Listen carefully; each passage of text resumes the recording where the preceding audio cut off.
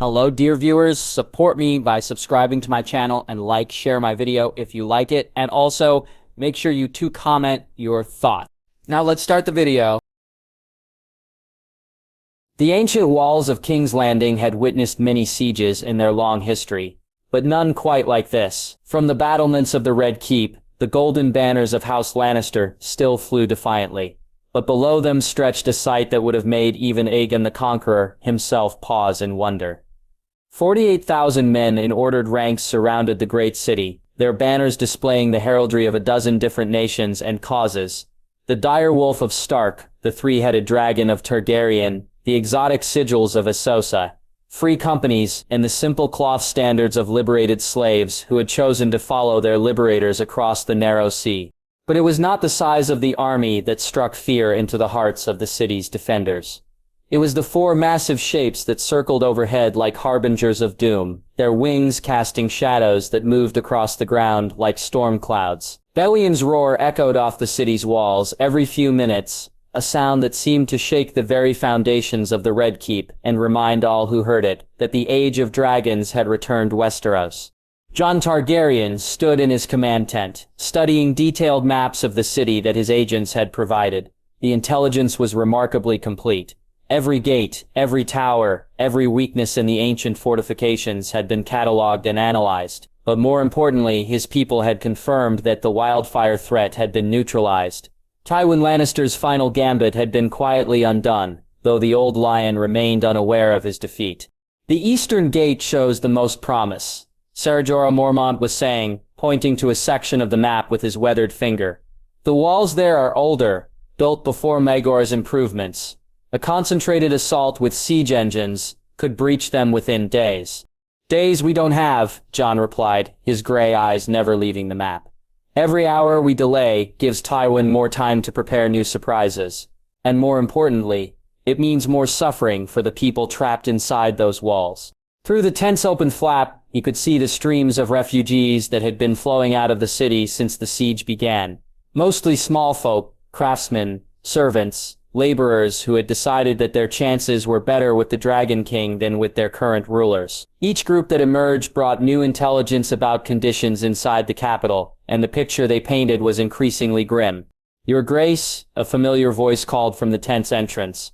Jon looked up to see Thoros of Myr approaching, the Red Priest's usually jovial face marked by concern. Behind him walked several of the refugees who had arrived that morning, their faces bearing the hollow look of people who had seen too much suffering.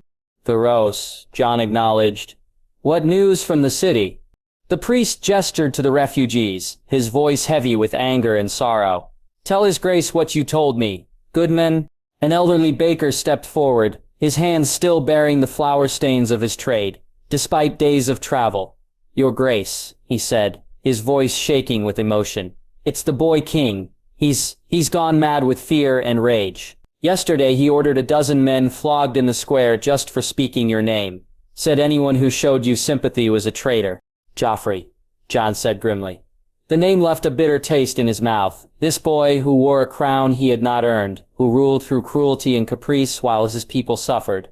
"It's worse than that, Your Grace," a young woman added, stepping forward despite her obvious fear. "The Queen, she tells him he's Aegon Reborn, that he should act like a conqueror. She gives him ideas, whispers in his ear about what kings can do to their enemies." Jon felt his jaw tighten.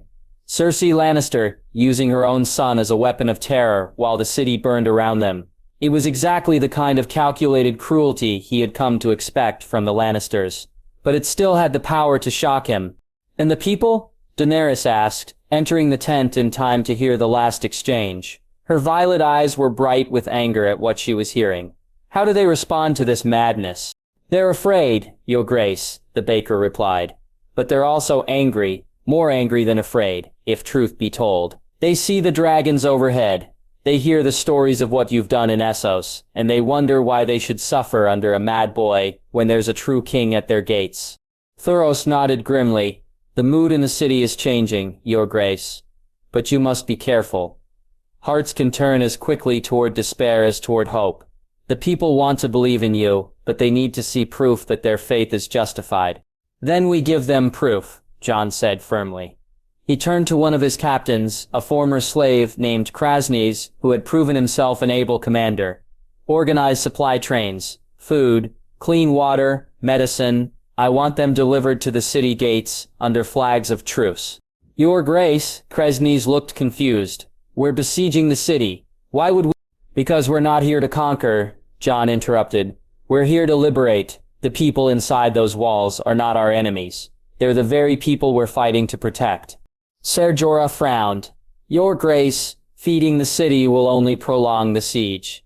It will give Tywin more time to prepare his defenses. It will also show the people that we mean what we say about being different. Daenerys added, understanding immediately what Jon was trying to accomplish. Every act of mercy now will pay dividends when we finally enter the city. Jon nodded. Exactly. We're not just fighting a war. We're trying to win the peace that comes after. The people need to see that we're not just another set of conquerors who will grind them down for our own benefit. As his orders were carried out, Jon found himself thinking about the intelligence reports from inside the Red Keep. Tywin Lannister was many things, cruel, calculating, utterly ruthless, but he was not stupid. The old lion had to know that his situation was hopeless, that no amount of conventional defense could stand against dragons, which meant he was planning something else. Some final gambit that would either save him or ensure that his enemies paid a terrible price for their victory. The catacombs, he said suddenly, causing everyone in the tent to look at him. Crabern's reports mentioned that Tywin has been exploring the old tunnels beneath the Red Keep. Escape routes, Daenerys said immediately. He's planning to run. More than that, Jon replied, his mind working through the implications. He's planning to run while leaving us a final surprise. The wildfire may be gone, but a man like Tywin Lannister always has contingency plans. Thoros stroked his beard thoughtfully. The catacombs beneath the Red Keep are ancient, Your Grace. Built by the Targaryens when they first constructed the castle, expanded by every king since. There are passages that lead to the harbor, to the city, even to the countryside beyond. If Lord Tywin knows them well, he could disappear like smoke, Jon finished grimly, taking his family and his remaining gold with him, leaving us to rule over the ruins of his making. Then we don't let him escape, Daenerys said simply. We watch every possible exit. We track his movements, and we make sure that when the end comes, he faces justice for what he's done. Jon nodded, but his expression remained troubled. Something about the situation felt wrong, like a puzzle with missing pieces. Tywin Lannister was too smart, too experienced to rely solely on escape routes and conventional defenses. There had to be something else, some final card he was planning to play. Meanwhile, within the Red Keep itself, the very man they were discussing stood in his solar, staring out at the army that surrounded his city. Tywin Lannister's green eyes showed no fear, no despair, only the cold calculation that had made him the most feared man in Westeros. For decades. Father, Cersei's voice came from behind him, tight with barely controlled panic. The reports from the walls, they say the bastard's army grows larger every day, and the dragons are a problem, Tywin admitted, not turning from the window. But not an insurmountable one. Every weapon has a weakness. Every strategy has a counter. What counter exists for creatures that can melt castle walls? Cersei demanded, moving to stand beside him at the window. What strategy can stand against fire made flesh? Tywin's smile was cold and calculating.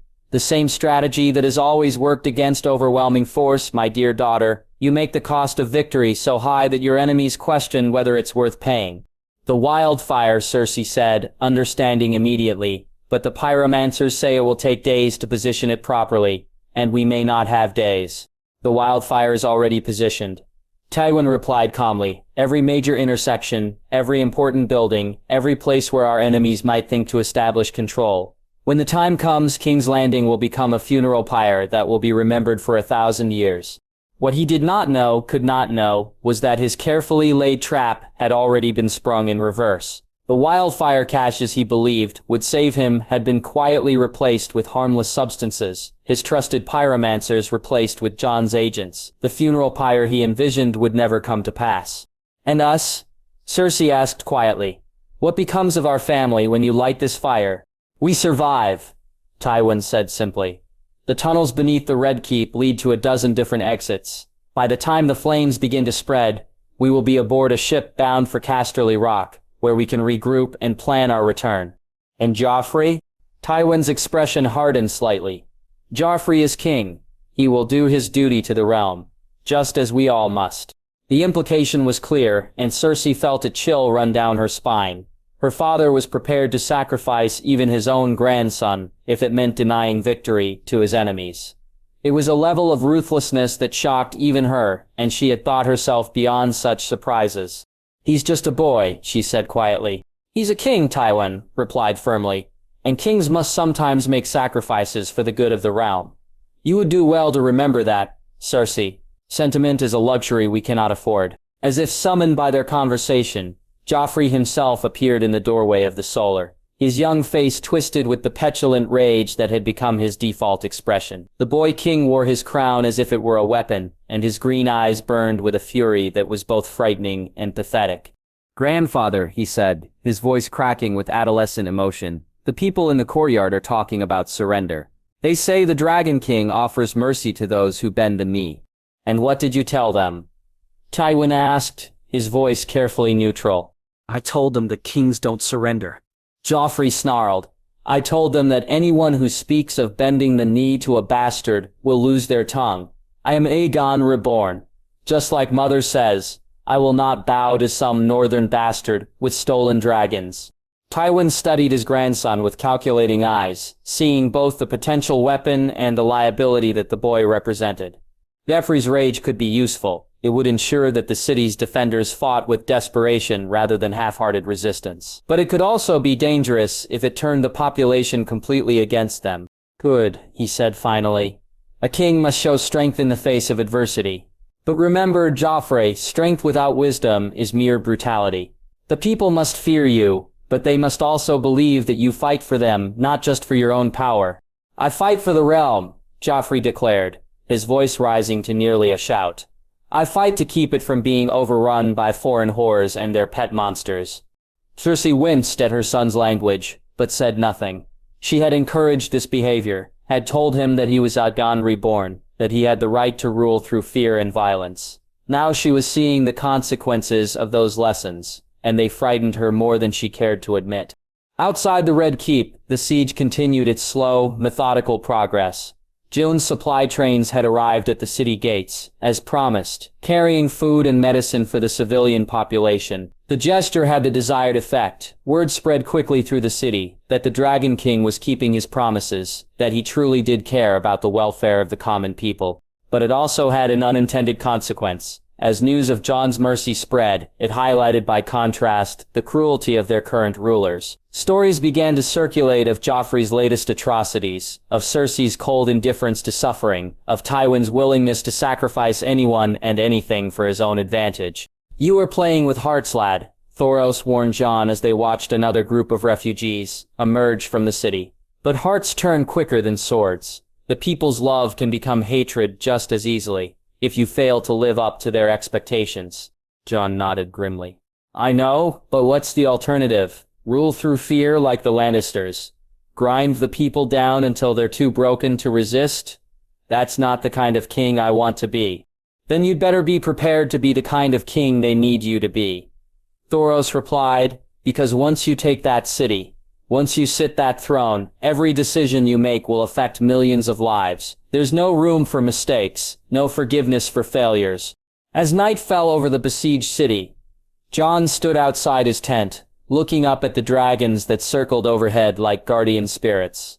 Balerion's massive form was barely visible against the dark sky, but his presence could be felt by every person within miles. The great black dragon was more than just a weapon.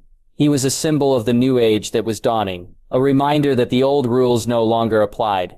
Tomorrow would bring new challenges, new tests of his resolve and his mercy.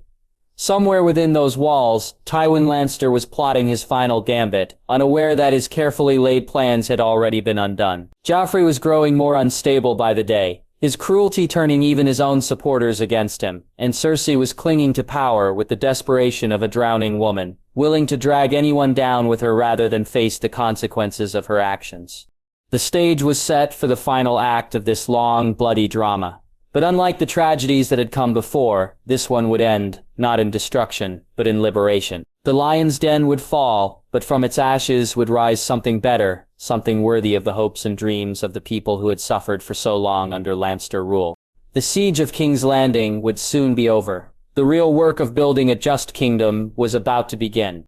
The ancient sewers beneath King's Landing had not been built for stealth, but necessity had made Daenerys surprisingly adept at moving through them without sound. The Tyros sellsword captain crept through the narrow stone passages, his gold tooth glinting in the dim light of his hooded lantern, while behind him Ser Jorah Mormont followed with the careful steps of a man who had learned that survival often depended on silence. The smell alone could kill a man, Dario whispered, his usual flamboyant manner subdued by the gravity of their mission. How do these Westerosi live above such filth? Carefully, Jorah replied grimly, consulting the crude map they had been given by one of Jon's agents within the city. The passage should branch ahead. Left leads to the harbor, right to the Red Keep's foundations. They were not alone in the tunnels. Behind them 20 of Jon's most trusted men moved like shadows through the ancient stonework, former faceless men who had abandoned their temple's service, unsullied, who had learned stealth alongside their more famous martial skills, and a handful of Varys's former little birds, who had grown into deadly adults in service to a cause they believed in. The intelligence that had led them here had come from an unlikely alliance of sources. Varys, the former master of whisperers, had quietly reached out through intermediaries, offering his knowledge of the Red Keep's secrets in exchange for assurances that the transition of power would be as bloodless as possible. His network of spies and informants, built over decades of careful cultivation, had provided detailed maps of passages that most people had forgotten existed. The spider seeks to preserve himself, Jon had observed when the offer first came. But his information has always been reliable, even when his loyalties were questionable. He's a survivor, Daenerys had agreed. And survivors often make useful allies, as long as you remember what they are. Now, deep beneath the city, that information was proving its worth. The tunnels were exactly where Varys had said they would be, following the routes his maps had indicated. More importantly, signs of recent use were evident. Fresh torch brackets, cleared debris, even supplies cached at regular intervals. Someone's been preparing these passages, Jorah observed, running his finger along a wall where new mortar had been applied. Recent work, within the last few weeks. Tywin, Dario agreed. The old lion may be ruthless, but he's not stupid. He knows how this siege will end. Above them, the city continued its daily struggle for survival. Jon's supply convoys had been arriving regularly, bringing food and medicine to the civilian population. But conditions within the walls were still deteriorating. The psychological pressure of the siege, combined with Joffrey's increasingly erratic behavior, was taking its toll on both defenders and civilians alike. Reports from their agents painted a picture of a city on the edge of panic. Joffrey had ordered 3 more public executions that morning, claiming the victims were traitors who had spoken favorably of the Dragon King. Saria had been seen moving through the Red Keep with obvious agitation, checking and rechecking preparations that she would not explain to anyone, and Tywin himself had been conspicuously absent from public view, leading to rumors that he was either dead, fled, or planning something terrible. Your Grace, a messenger had reported to Jon that morning, our sources suggest that Queen Cersei has ordered her personal guards to prepare the royal children for possible evacuation. Supplies have been moved to the lower levels of the Red Keep, and several trusted servants have been dismissed without explanation. They're preparing to run, Jon had concluded. The question is when, and which route they'll use. That question was now being answered in the tunnels beneath the city. As Dario and Jorah's team moved deeper into the ancient passages, they discovered clear evidence of preparation. Food stores, clean water, even changes of clothing had been cached at strategic points along what was obviously an escape route. This leads to the harbor, Jorah confirmed, consulting his map as they reached a major junction. There's a hidden dock mentioned in Varys's intelligence, used by smugglers and those who need to leave the city without being seen. And this? Dario indicated another passage that branched off to the right. Emergency exit to the countryside, Jorah replied. Comes up in a cave system, about 2 miles north of the city walls. Perfect for someone who wants to disappear completely.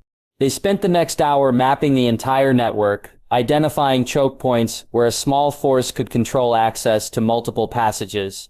It was a complex system, built by generations of paranoid rulers who had learned that sometimes the only way to survive was to run and hide.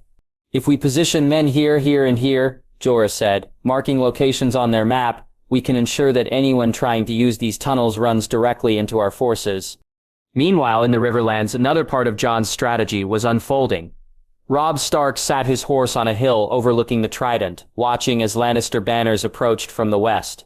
The force was substantial, perhaps 15,000 men, mostly fresh troops drawn from the Westerlands garrisons that had been stripped to reinforce King's Landing's defenses.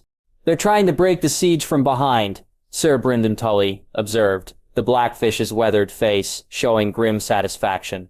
"Classic Tywin Lannister strategy. Hit the enemy where they don't expect it." "Except we did expect it," Robb replied calmly. "Jon warned us this would happen. Tywin's too smart to put all his hopes in the city's walls."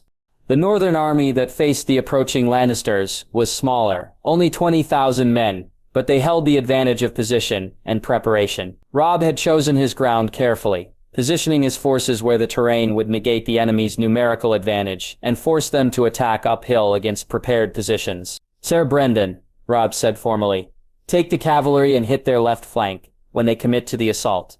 I'll hold the center with the infantry." "Aye, my lord," the Blackfish replied.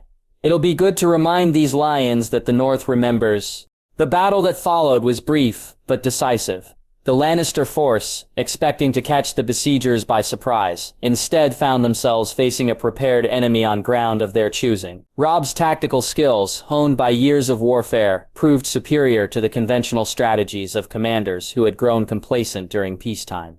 By evening, the Lannister relief force was scattered, its survivors fleeing back toward the Westerlands with news of their defeat. The siege of King's Landing would continue without interference from outside forces.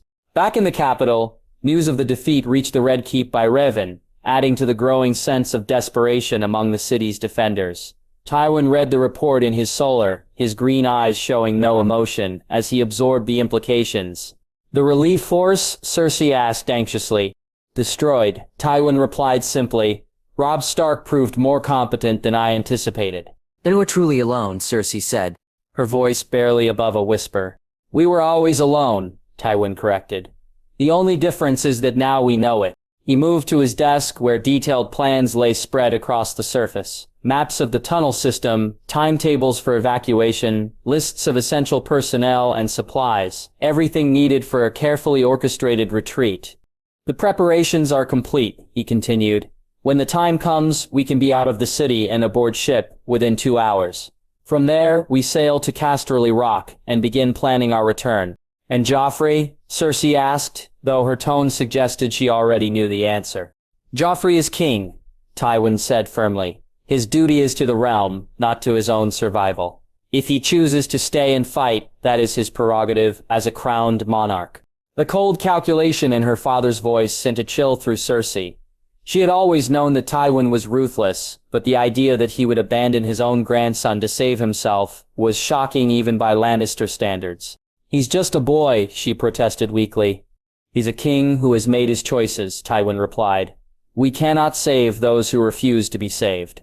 As if summoned by their conversation, Joffrey himself burst into the solar, his young face flushed with excitement and rage. The boy king wore his crown askew, and his royal robes were stained with what looked suspiciously like blood. "Grandfather," he declared triumphantly, "I've just ordered the execution of 12 more traitors. They were spreading lies about the Dragon King's mercy, trying to undermine the people's loyalty to their rightful ruler." Tywin studied his grandson with calculating eyes, seeing both the potential and the liability that the boy represented. Joffrey's enthusiasm for violence could be useful in maintaining order, but his lack of restraint was turning even loyal subjects against the crown. "Well done," Tywin said carefully. "But remember, Joffrey, a king's power comes from the people's acceptance of his authority. Execute too many, and you may find yourself ruling over a city of corpses. Better corpses than traitors." Joffrey snarled. "I am Aegon Reborn. I will bathe in dragon blood and mount their heads on spikes. The bastard king will learn what happens to those who challenge the rightful heir to the Iron Throne." Cersei winced at her son's words, recognizing the dangerous delusions that she herself had helped to foster. The boy she had raised to believe in his own divine right to rule was now beyond her control, drunk on power and the fantasy of his own invincibility. "The dragons are real, Joffrey," she said quietly, and they are very dangerous. Perhaps it would be wise to consider other options. Other options? Joffrey's voice rose to nearly a shriek. You want me to run? To hide like a coward while some northern bastard steals my throne? I am the king. I will not be driven from my own city by monsters and sellswords. The argument continued for several minutes, but Tywin had already made his decision.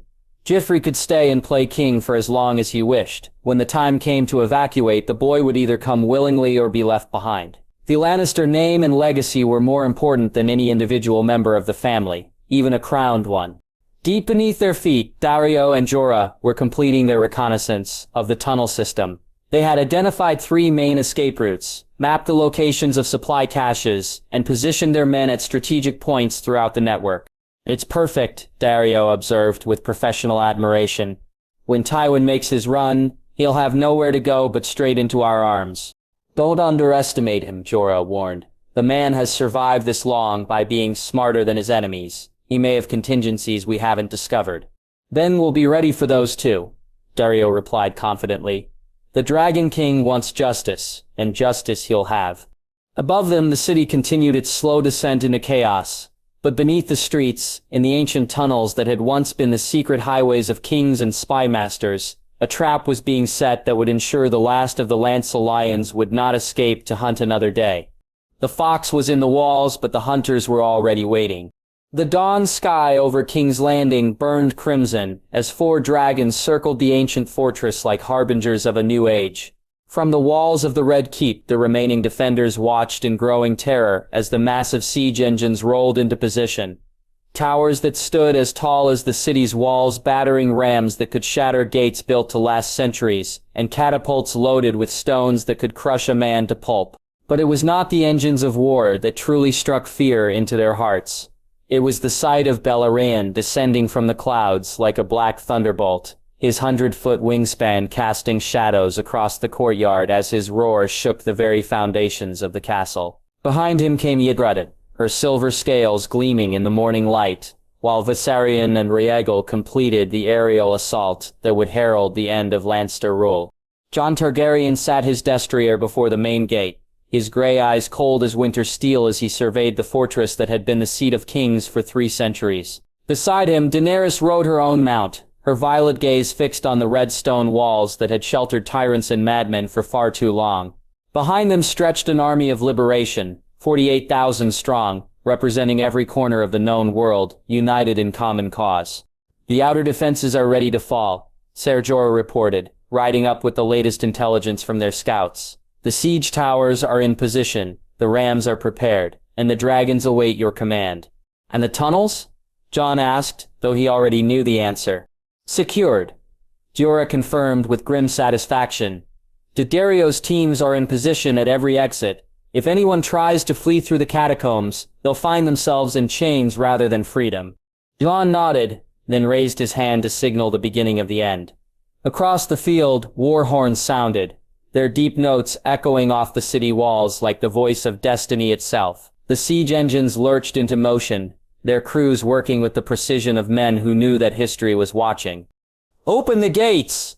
The cry went up from 100 throats as the small folk of the city's most desperate quarter finally reached their breaking point. For days they had watched Jon's supply convoys bring food and medicine to the city's gates, had seen proof that the Dragon King truly cared about their welfare. Meanwhile, their own rulers had offered them nothing but more suffering, more executions, more cruelty in the name of maintaining order. "The Dragon King brings food," shouted a blacksmith, whose forge had been cold for weeks. "He brings medicine for our children. What have the Lannisters brought us but death and starvation?" The revolt spread like wildfire through the poorest districts of the city.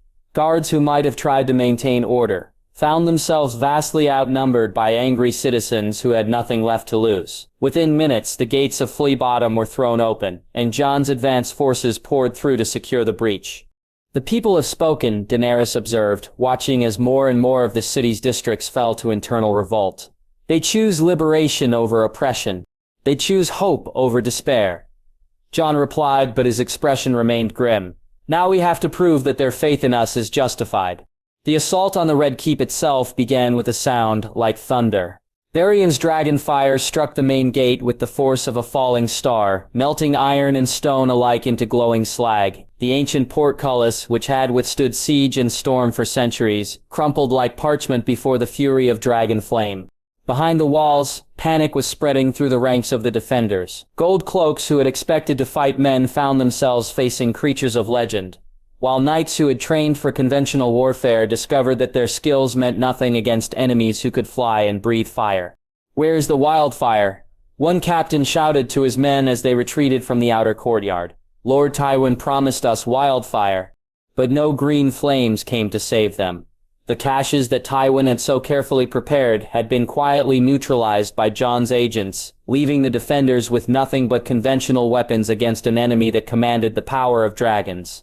In the depths of the Red Keep, Tywin Lannister was discovering that his carefully laid escape plans had been compromised as well. The old lion moved through the ancient tunnels with the confidence of a man who had planned for every contingency, his small party of trusted guards and servants following behind as they made their way toward what should have been freedom.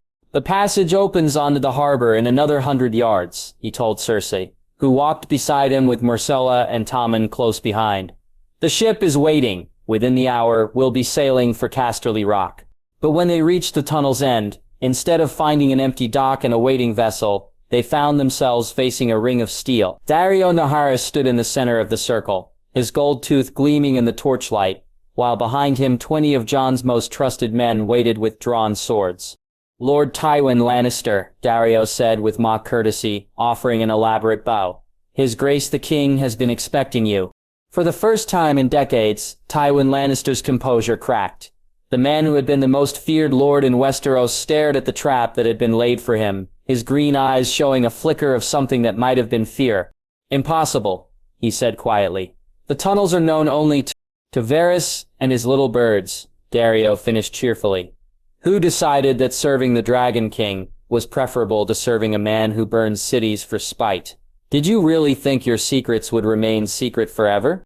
Cersei let out a wail of despair as the reality of their situation became clear. They were trapped, caught like rats in the very tunnels that were supposed to be their salvation. Behind her, Myrcella began to cry while Tommen clung to his mother's skirts in terror. "Surrender," Daario commanded, his voice losing all trace of humor. "His Grace offers mercy to those who yield, but only if they yield now, before more blood is spilled." Tobun looked at his daughter, at his grandchildren, at the guards who had served him faithfully for years. Then, with the dignity of a man who had never bent the knee to anyone, he slowly removed his sword and let it fall to the stone floor. "I yield," he said simply, "but I demand that my family be treated with the honor due to their station." "His Grace will decide what honor is due," Daario replied. "But I can promise you this, they will be treated better than you treated your enemies." Above them, the Red Keep was falling with surprising speed. The combination of external assault and internal revolt had shattered the defenders' morale, and resistance was collapsing throughout the ancient fortress. Knights who had sworn to die for their king found themselves surrounded by angry small folk who had finally found the courage to demand justice. In Maedar's holdfast, the most secure part of the Red Keep, Cersei's remaining guards made their final stand. But even here, in the heart of Lansor power, the writing was on the wall. The sound of dragonfire grew closer with each passing minute, and the screams of the dying echoed through corridors that had once seemed impregnable. "Your Grace." A gold-cloaked captain burst into the throne room, where Joffrey sat on the Iron Throne, his crown askew and his young face twisted with rage and fear. "The outer walls have fallen. The dragons are in the courtyard. We must evacuate immediately." "No!" Joffrey shrieked, his voice cracking with adolescent fury. "I am the king. I will not run from some bastard pretender and his pet monsters. Bring me my sword. I'll kill them all myself." But even as he spoke, the great doors of the throne room burst open, and Jon's soldiers poured through like a tide of steel and determination. At their head walked Jon Targaryen himself, Longclaw naked in his hand, his gray eyes blazing with the righteous fury of a man who had seen too much suffering at the hands of tyrants. "Joffrey Baratheon," Jon said, his voice carrying clearly through the vast hall. "By right of conquest and the will of the people, I claim this throne and this kingdom. Surrender now, and you will be treated with mercy." "Never," Joffrey screamed, leaping to his feet and drawing his own sword with shaking hands.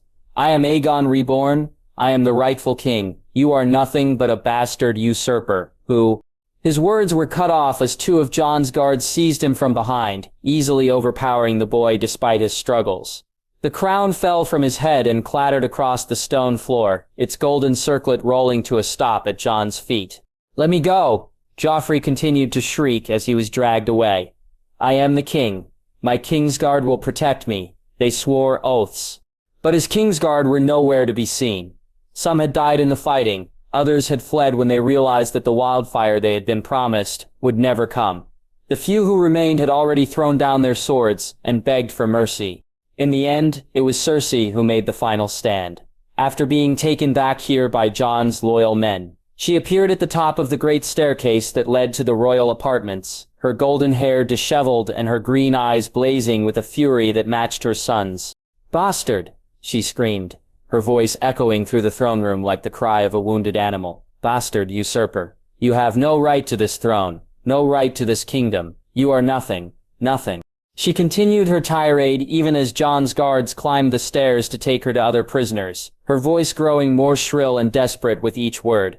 But her words had no power now. The Iron Throne sat empty behind Jon, waiting for a king who would rule with justice rather than cruelty.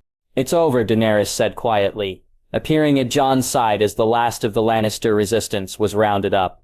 "The Red Keep has fallen. The city is ours." Jon nodded, but his expression remained troubled. "Taking the throne was the easy part," he said, looking around at the ancient hall that had witnessed so much history, so much suffering. "Now comes the hard work of proving we deserve to keep it." Outside, the sun was setting over King's Landing, painting the sky in shades of gold and crimson that seemed to herald the dawn of a new age. The dragons circled overhead in lazy patterns, their roars no longer sounds of war, but proclamations of victory. The Lannister dynasty was ended. The Iron Throne had a new king. And in the streets of the capital, the small folk who had suffered for so long under tyrannical rule dared to hope that their long nightmare was finally over. The Red Keep had fallen. The real work of building a just kingdom was about to begin. The great Septa of Baelor had witnessed many ceremonies in its long history, but none quite like this. Where once the faithful had gathered to crown kings and celebrate royal weddings, now they assembled to witness justice. The morning sun streamed through the Septon's crystal windows, casting rainbow patterns across the stone floor, where three figures knelt in chains before a throne that was not the Iron Throne. Jon Targaryen stood before the assembled crowd, not in royal robes but in simple black leather, Longclaw at his side. Behind him, the banners of House Stark and House Targaryen hung side by side. The dire wolf and the three-headed dragon, united at last. To his right stood Daenerys, her violet eyes solemn as she surveyed the scene. To his left, Tyrion Lannister waited with a scroll in his hands, his mismatched eyes reflecting a mixture of sorrow and determination. Joffrey of House Baratheon. Jon's voice carried clearly through the vast space. "You stand accused of murder, torture, and the systematic oppression of the people you were sworn to protect. You ordered the execution of innocent men, women, and children. You ruled through fear and cruelty, turning the Iron Throne into an instrument of terror rather than justice." The boy who had called himself king knelt in the center of the sept, his golden hair matted and his green eyes wild with a fury that had not dimmed even in defeat. Even now, even facing death, Joffrey's face was twisted with the petulant rage that had defined his short, brutal reign. "I am the king," he shrieked, his voice cracking with adolescent emotion. "I am Aegon Reborn. You cannot judge me. No one can judge me." "The people you tortured judge you," Jon replied calmly. "The families you destroyed judge you. The realm you nearly burned judge you. And they have found you guilty." The crowd that filled the sept was not composed of lords and ladies, but of common folk, bakers and blacksmiths, servants and soldiers, the very people who had suffered most under Joffrey's rule. Their faces showed no mercy, no pity for the boy who had made their lives a nightmare of fear and uncertainty. "The sentence is death," Jon continued, drawing Longclaw from its sheath. The Valyrian steel blade caught the morning light, its edge sharp enough to part a hair. "But you will die by the sword, as befits one who claimed to be a king. The realm deserves justice, not spectacle." "No," Joffrey screamed, struggling against his chains. "I will not die. I am the rightful king. My mother said—" His words were cut short as Jon's blade took his head in a single, clean stroke. There was no ceremony, no drama, just the swift, sure justice that the realm had been denied for too long. The boy's body crumpled to the stone floor, and with it died the last pretense of Baratheon rule. The crowd was silent for a long moment, as if unable to believe that their tormentor was truly gone. Then slowly, a cheer began to build. Not the wild celebration of a mob, but the deep, heartfelt relief of people who had finally seen justice done. Next came Cersei Lannister, dragged forward in chains that seemed too heavy for her slender frame. The woman who had once been Queen Regent looked haggard and broken, her golden hair hanging in lank strands around a face that had aged years in the past few days. "Cersei of House Lannister," Jon said, his voice gentler now, but no less firm. "You stand accused of conspiracy, murder, and the corruption of royal authority. You poisoned your son's mind with delusions of divine right. You enabled his cruelties and encouraged his worst impulses." "He was my son," Cersei whispered, her voice barely audible. "Everything I did was to protect my children." "Your protection killed him," Daenerys said, speaking for the first time. "Your lies and your cruelty turned him into a monster that the realm could not tolerate." "The sentence is life imprisonment," Jon declared. "You will live, but you will never again hold power over others. Your remaining children will be raised away from your influence, in the hope that they might become better than what you made them." Cersei's composure finally cracked, and she began to weep. Not the calculated tears of a manipulator, but the broken sobs of a woman who had lost everything she had ever cared about. Finally, Tyrion Lannister was brought forward. Even in chains, even facing judgment, the old lion maintained his dignity. His green eyes showed no fear, no regret, only the cold calculation that had made him the most feared man in Westeros for decades. "Tywin of House Lannister," Jon said, studying the man who had been his family's greatest enemy. "You stand accused of crimes too numerous to count. The sack of King's Landing, the murder of Ilya Martell and her children, the Red Wedding, the systematic destruction of House Rain and House Tarbeck, decades of rule through fear and brutality." "I did what was necessary," Tywin replied, his voice steady and unrepentant. "I served the realm in the only way I knew how." "You served yourself," Jon corrected. "You confused fear with respect, cruelty with strength. You built a legacy of blood and terror that nearly destroyed the Seven Kingdoms. And yet here you stand," Tywin observed, "ruling through the same fear you condemn. Your dragons burned my armies. Your followers worship you as a savior. How are you different from any other conqueror?" The question hung in the air like a challenge, and Jon felt the weight of every eye in the sept upon him. This was the moment that would define not just his reign, but his very identity as a ruler. "Because I choose to be different," Jon said finally. "Because I recognize that true strength comes not from the fear you inspire, but from the trust you earn. You will stand trial for your crimes, Tywin Lannister.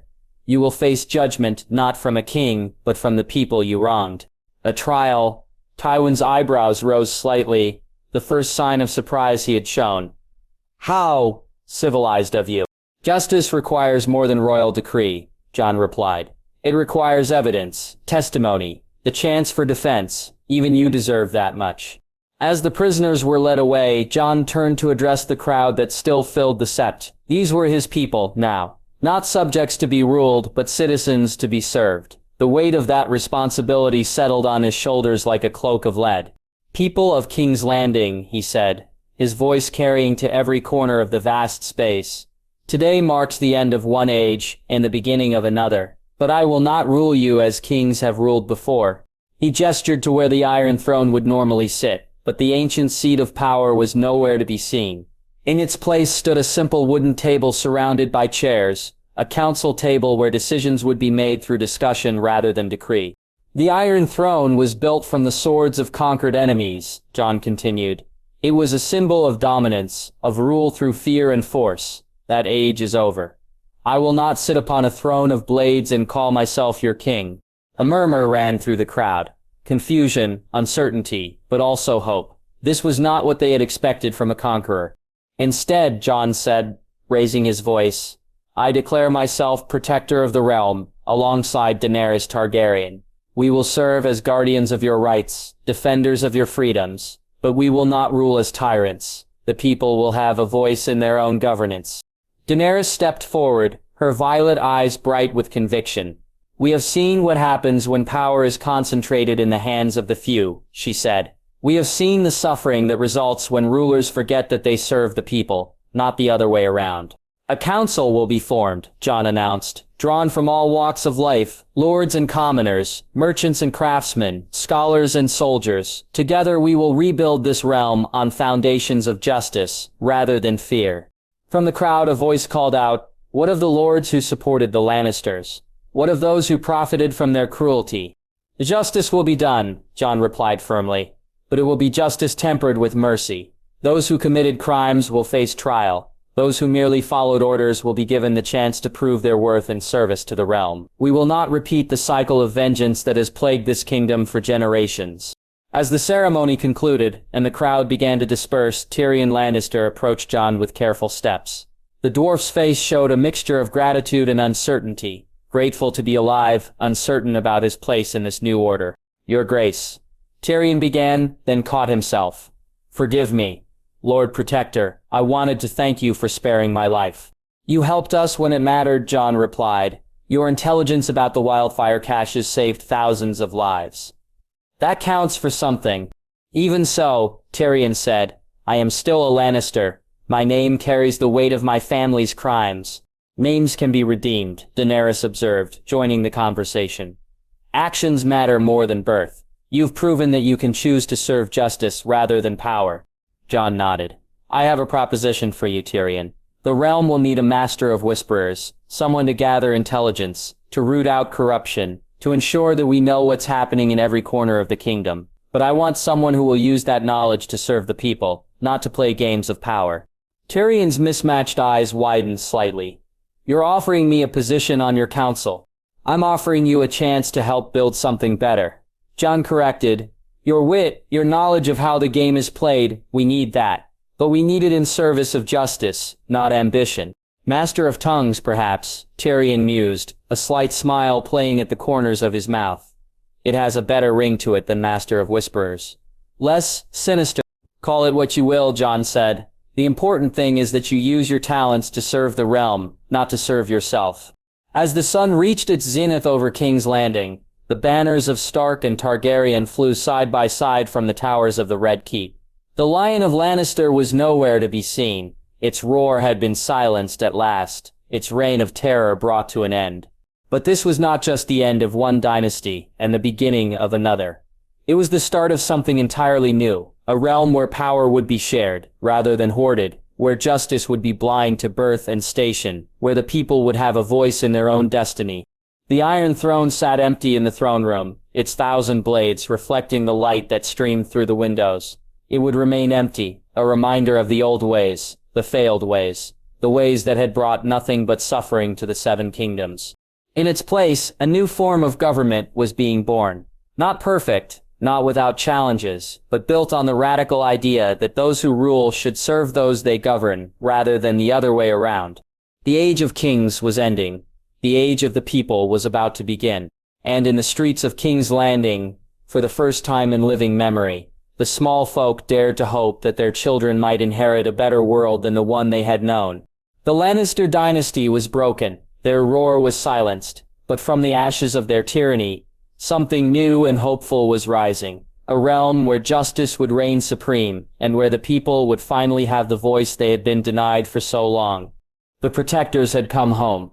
The realm was safe at last. The small council chamber of the Red Keep bore little resemblance to the opulent meeting place it had been under Lannister rule. Gone were the gilded chairs and elaborate tapestries that had once proclaimed the wealth and power of those who sat within these walls. In their place stood a simple oak table surrounded by sturdy wooden chairs, each bearing the weight of decisions that would shape the future of the Seven Kingdoms. Jon Targaryen sat at the head of the table, not in a throne-like chair that elevated him above his counselors, but in a seat identical to all the others. The symbolism was deliberate. This was to be a council of equals, united in service to the realm rather than subservient to a single ruler's whims. To his right sat Daenerys, her silver-gold hair catching the morning light that streamed through the tall windows. Her violet eyes were focused intently on the map of Westeros that dominated the center of the table. purple gems marking the locations of various lords and their allegiances. Across from her, Tyrion Lannister studied a collection of Raven's messages, with the careful attention of a man who understood that information was often more valuable than gold. His appointment as Master of Tongues had raised eyebrows throughout the capital, but his first week in the position had already proven his worth. The intelligence network he was building bore no resemblance to Varys's web of spies and manipulation. Instead, it was founded on the principle that knowledge should serve justice rather than personal ambition. The situation in the Riverlands continues to stabilize, Tyrion reported, setting down one of the scrolls. Lord Edmure Tully has formally sworn fealty to the new order, and most of the minor houses are following his lead. There's been some grumbling about the changes to taxation and land rights, but nothing that suggests open rebellion. And the North? Jon asked, though he suspected he already knew the answer. Solid as winter stone, came a familiar voice from the doorway. Ned Stark entered the chamber with the measured stride of a man who had learned to carry great responsibility with quiet dignity. Behind him walked Robb, his auburn hair and blue eyes marking him clearly as his father's son, though the years of warfare had added lines to his young face that spoke of hard-won wisdom. The reunion between father and son had been private, held in the godswood of the Red Keep, where the ancient weirwood tree provided a connection to the old gods of the north. There had been tears, tears of joy, tears of grief for all that had been lost, tears of relief that they had both survived the long nightmare of war and separation. But there had also been words of forgiveness, of understanding, of a love that had endured despite the mistakes and misunderstandings that had driven them apart. The Northern Lords are united behind the new order, Ned continued, taking his seat at the table. They've seen what Jon can accomplish, and they trust his judgment. More importantly, they've seen that he keeps his word. Unlike some kings we could mention, Robb added with a slight smile, settling into the chair beside his father. The men are calling it the Stark way: honor your oaths, protect the innocent, and remember that leadership is service, not privilege. Jon felt a warmth spread through his chest at his brother's words. The relationship between him and Robb had been complicated by years of rivalry and resentment, but the shared trials of war had forged something stronger than mere brotherhood. They had become partners in the truest sense, each understanding his role in the greater mission of healing the realm. What of the other kingdoms? Daenerys asked, her finger tracing the coastline of the map. The Vale, the Reach, Dorne. Lord Royce speaks for the Vale in Robin Arryn's name. Tyrion replied, consulting another scroll. He's pragmatic enough to see which way the wind is blowing. Formal submission should come within the fortnight. The Reach is more complicated, Ned observed. House Tyrell supported the Lannisters, but they're not fools. Lady Olenna is already sending feelers about terms for surrender. She knows that fighting dragons is a losing proposition. And Dorne? Jon asked, remembering the proud, independent kingdom that had resisted Targaryen rule for so long. Prince Doran is cautious, Tyrion said carefully. He remembers what happened to his sister and her children. He wants assurances that this Targaryen restoration won't repeat the mistakes of the past. He'll have them, Daenerys said firmly. We're not here to conquer Dorne. We're here to unite the Seven Kingdoms under just rule. Which brings us to our most pressing concern, Tyrion said, his expression growing serious. He lifted a scroll sealed with black wax, the mark of Dragonstone. Stannis Baratheon has declared himself the rightful king of the Seven Kingdoms. The words fell into the chamber like stones into still water, creating ripples of tension that spread to every corner of the room. Jon had been expecting this moment since the fall of King's Landing, but that didn't make it any less significant. Stannis Baratheon was not a man to be dismissed readily. He was a proven military commander, a man of unwavering principle, and someone who commanded genuine respect among those who valued duty and honor above all else. What exactly does he claim? Jon asked, though he suspected he already knew the answer. Tyrion unrolled the scroll and began to read in his clear, precise voice. To all lords and subjects of the Seven Kingdoms, I, Stannis of House Baratheon, first of his name, rightful king of the Andals, the Rhoynar, and the First Men, Lord of the Seven Kingdoms and Protector of the Realm, do hereby declare that the Iron Throne belongs to me by right of law and blood. The bastard Jon Snow, though he may call himself Targaryen, has no legal claim to rule. The Dragon Queen Daenerys, though she may be of royal blood, was born of a line that was lawfully overthrown. I call upon all true men to remember their oaths and their duty, and to support the rightful king against these usurpers. Usurpers, Daenerys repeated, her voice carrying a dangerous edge. He calls us usurpers. He's not entirely wrong, Jon said quietly, earning surprised looks from around the table. By the laws of succession, as they stood before Robert's rebellion, he does have a claim. Robert overthrew the Targaryen dynasty, and Stannis is Robert's heir. A claim built on rebellion and murder, Daenerys countered. My father may have been mad, but he was still the rightful king. Robert was the usurper, not us. And yet the realm accepted Robert's rule for 17 years. Ned pointed out, legitimacy isn't just about bloodlines. It's about acceptance, about the ability to rule effectively. How many men does he have? Robb asked, ever the military commander. He won't do that, Ned said, with certainty. Stannis Baratheon is many things, but he's not a man to hide in shadows and strike from ambush. If he fights, he'll fight openly and honorably. Which makes him dangerous in a different way, Jon observed. A man fighting for what he believes is right is harder to defeat than a man fighting for personal gain. Not that it will be difficult for us, but why unnecessary bloodshed? The conversation was interrupted by a soft knock at the chamber door. A young page entered, bowing deeply before approaching the table with obvious nervousness. Forgive the interruption, my lords, the boy said, his voice barely above a whisper, but a raven has arrived from Dragonstone. The message is marked urgent. Jon took the scroll from the page's trembling hands, noting that this one bore a different seal. Not the crowned stag of House Baratheon, but the simple ship of House Seaworth. His eyebrows rose as he broke the wax and unrolled the parchment. What does the Onion Knight have to say? Tyrion asked with genuine curiosity. Jon read aloud. To Jon Targaryen, called Protector of the Realm, I write to you not as an enemy, but as a man who has served kings both good and bad, and who has learned to recognize the difference. My lord Stannis is a hard man, but a just one. He believes in the law above all else, and he will not bend easily to what he sees as unlawful rule. However, he is not blind to the realities of power, nor deaf to the voice of reason. If you would avoid the bloodshed that another war would bring, I urge you to consider meeting with him directly. Show him that your rule is founded on justice rather than conquest, and he may be willing to listen. He is proud, but he is not foolish. He knows that the realm has suffered enough. Sir Davos Seaworth, Hand of the King. The chamber fell silent as the implications of the message sank in. Here was an opportunity to resolve the Stannis problem without bloodshed, but it would require a level of risk that made everyone uncomfortable. It could be a trap, Daenerys said immediately.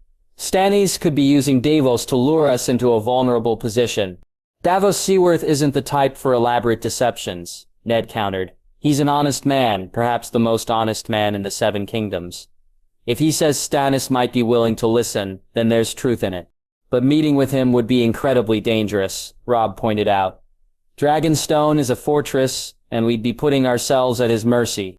Not necessarily, Tyrion mused, his quick mind already working through the possibilities. If we approach it correctly, it could be a demonstration of strength rather than weakness.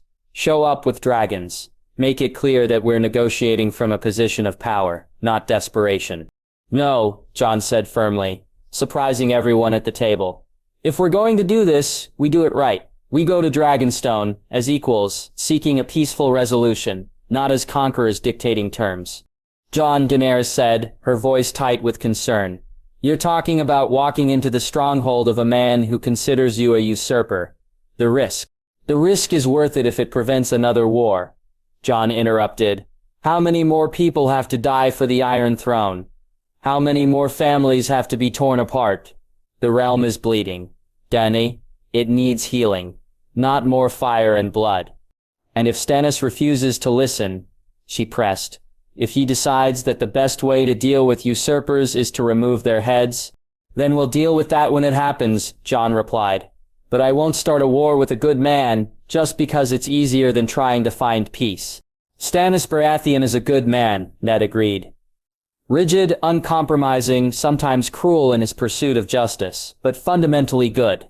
He's not Joffrey or Tywin. He's not motivated by personal ambition or sadistic pleasure. He genuinely believes he's fighting for what's right. Which makes him all the more dangerous, Tyrion observed. Men fighting for what they believe is right don't surrender easily.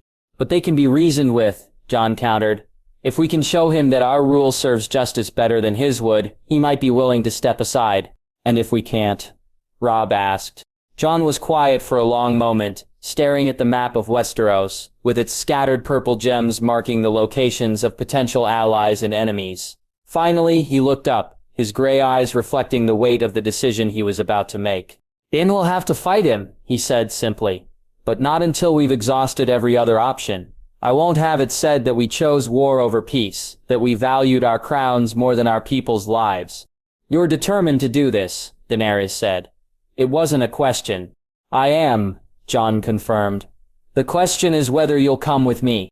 Daenerys studied his face for a long moment. Seeing the resolve there, the quiet determination that had carried him through so many impossible situations. Finally, she nodded. "Where you go, I go," she said simply. "But I want it understood that if this goes badly, if Stannis tries to harm you, I will burn Dragonstone to ash and scatter his bones to the wind." "Fair enough," Jon said with a slight smile. "Tyrion, I'll need you to come as well. Your diplomatic skills might be crucial in these negotiations." "Wonderful," Tyrion said dryly. "Another chance to risk my life for the good of the realm. At least this time I'll have dragons for protection. And I'll need Thoros of Myr," Jon continued. "If we're going to convince Stannis that we serve the same god he does, having a red priest along might help." "Thoros isn't exactly what you'd call orthodox," Ned pointed out. "His interpretation of Rio's will might not align with Stannis's. But he's genuine in his faith," Jon replied, "and he's seen the truth of what we're trying to accomplish. That might count for something." "When do we leave?" Daenerys asked. "Tomorrow," Jon said decisively. "The longer we wait, the more time Stannis has to gather supporters and prepare for war. Better to resolve this quickly, one way or another." "I don't like it," Robb said bluntly. "You're the protector of the realm now, Jon. You can't just go sailing off to parley with every rival claimant. What if something happens to you?" "Then you and Father will have to carry on without me," Jon replied. "The cause is bigger than any one person, Robb. We've built something here that can survive the loss of its founders." "Have we?" Ned asked quietly. "This new form of government we're trying to create, it's still fragile, still dependent on the people who conceived it. Lose you and Daenerys, and it might all collapse back into the old ways. All the more reason to resolve the Stannis situation peacefully," Jon said. "If we can bring him into the fold, show him that our way serves justice better than the old system of absolute monarchy, he could become one of our strongest supporters. Or our most dangerous enemy," Daenerys pointed out. "True," Jon acknowledged, "but that's a risk we have to take. The alternative is a war that could tear the realm apart just when it's starting to heal." The meeting continued for another hour, working out the details of the proposed journey to Dragonstone. They would travel by ship rather than dragon, to avoid appearing overly threatening. The delegation would be small. Jon, Daenerys, Tyrion, and Thoros, along with a minimal guard. They would approach under a banner of parley, making it clear that they came seeking negotiation rather than conquest. "What terms are you prepared to offer?" Tyrion asked as they finalized their plans. "Legitimacy," Jon replied without hesitation. "A place in the new order, a role in governing the realm. Stannis has spent his life in service to duty and justice. We can offer him the chance to continue that service in a system that actually values those principles." "And if he demands the throne itself?" Daenerys asked. "Then we explain why that's not possible," Jon said. "The Iron Throne represents everything that was wrong with the old system. We're not trying to replace one absolute monarch with another, we're trying to create something entirely new." "He may not see it that way," Ned warned.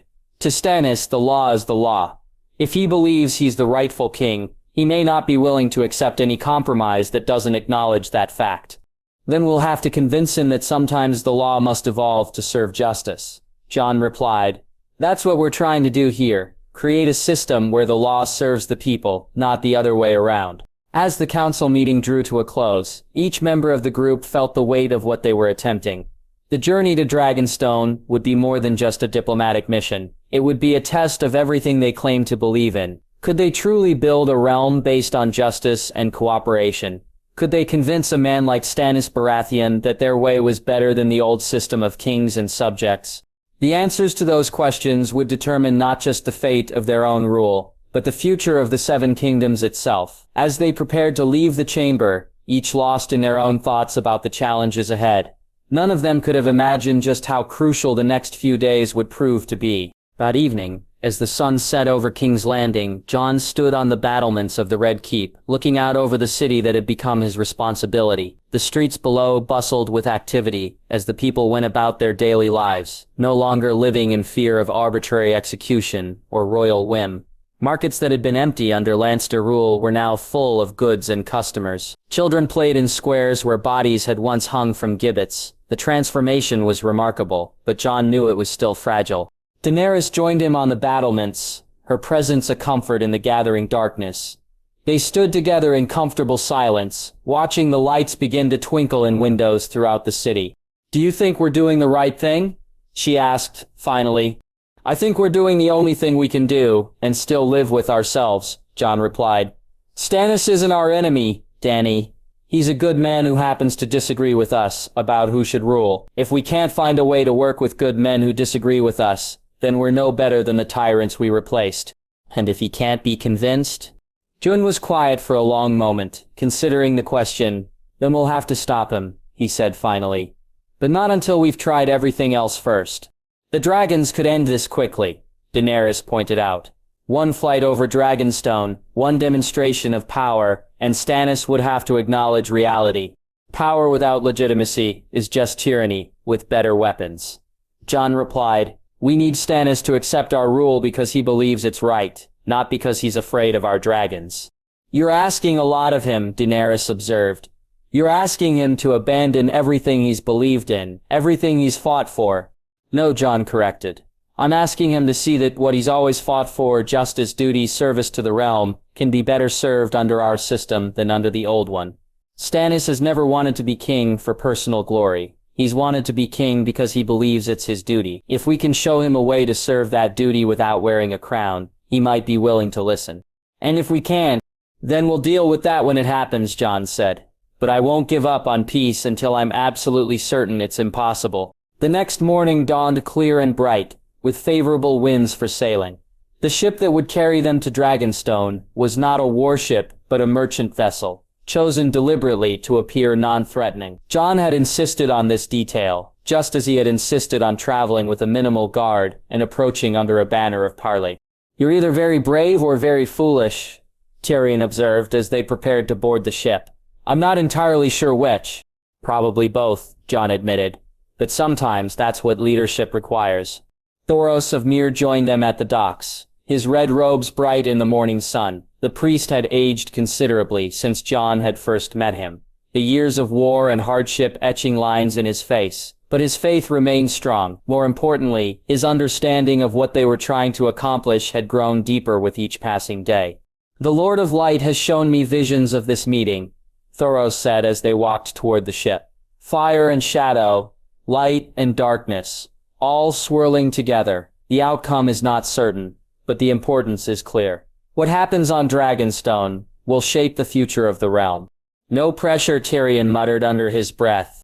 As their ship pulled away from the docks of King's Landing, Jon felt the weight of responsibility settling on his shoulders like a familiar cloak.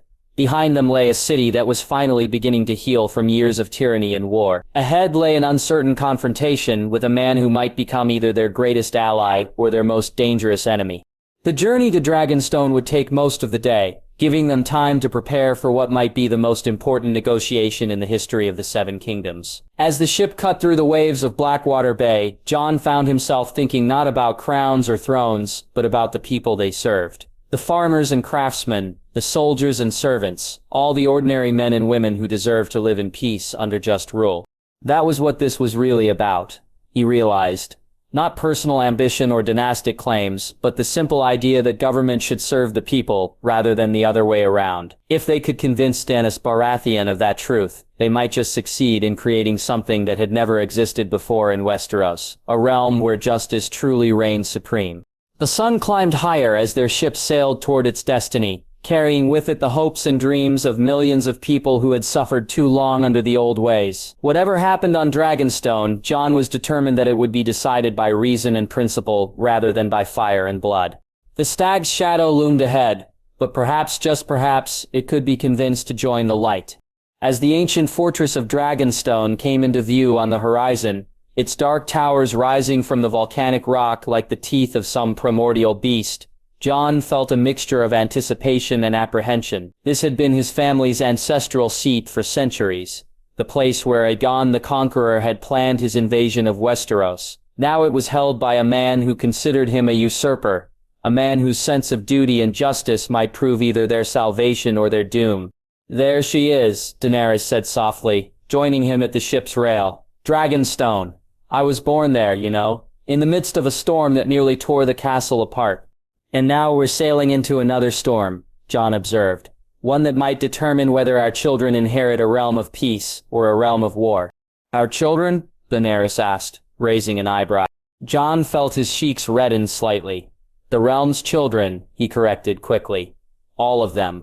But Daenerys smiled, and for a moment the tension of their mission was forgotten in the simple human connection between two people who had found something precious in each other amidst the chaos of war and politics. "Whatever happens," she said, taking his hand, "we face it together." "Together," Jon agreed, squeezing her fingers gently. Behind them, Tyrion and Thoros stood in companionable silence, each lost in his own thoughts about the confrontation ahead. The ship continued its steady progress toward Dragonstone, carrying with it the hopes of a realm and the dreams of a better future. The stag awaited, proud and unbending in his ancient fortress. But perhaps, if they were very lucky and very persuasive, they could convince him that true strength lay not in rigid adherence to old laws, but in the wisdom to embrace new ones, when they serve justice better. The fate of the Seven Kingdoms hung in the balance, and the next few hours would determine whether it tipped toward peace or war.